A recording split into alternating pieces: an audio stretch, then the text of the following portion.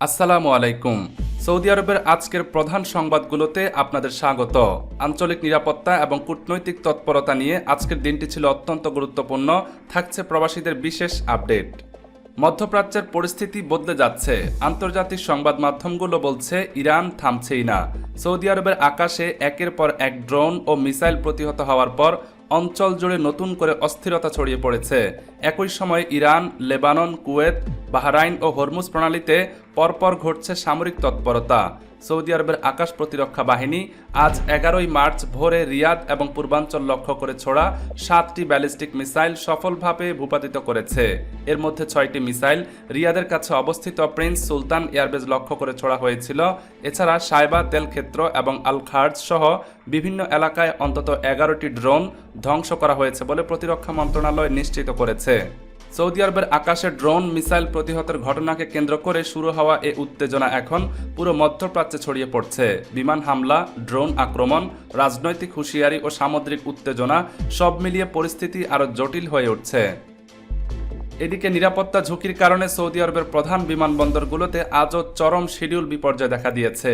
আজ রিয়াদ, জেদ্দা ও দাম্মাম বিমানবন্দরে অন্তত 128টি ফ্লাইট বাতিল এবং 422টিরও বেশি ফ্লাইট বিলম্বিত হওয়ার রেকর্ড করা হয়েছে। জাতীয় বিমান সংস্থা সাউদিয়া তাদের আঞ্চলিক রুটগুলোতে স্থগিতাদেশের মেয়াদ আগামী বৃহস্পতিবার পর্যন্ত বৃদ্ধি করেছে, যার প্রভাব পড়েছে কুয়েত, ওমান ও দুবাই রুটেও। বাংলাদেশগামী ফ্লাইটগুলো এখনও পর্যন্ত আংশিক সচল থাকলেও ঢাকা ও জেদ্দার মধ্যে চলাচলকারী বিমানগুলো গড়ে 1 থেকে 3 ঘন্টা বিলম্বে যাতায়াত করছে।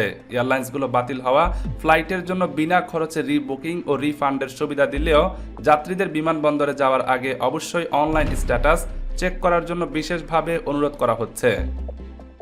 এদিকে সৌদি পাসপোর্ট বিভাগ জাওয়াজাত এক জরুরি বিজ্ঞপ্তিতে প্রবাসীদের ইকামার মেয়াদ শেষ হওয়ার অন্তত 3 দিন আগেই তা নবায়ন করার কঠোর নির্দেশনা জারি করেছে।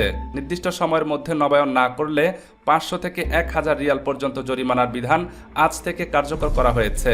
পাশাপাশি শ্রম আইনেও বড় পরিবর্তন আনা হয়েছে। এখন থেকে কোনো নিয়োগকর্তা বা কফিল যদি কর্মীর পাসপোর্ট নিজ হেফাজতে রাখেন তবে তাকে বড় অঙ্কের জরিমানার সম্মুখীন হতে হবে।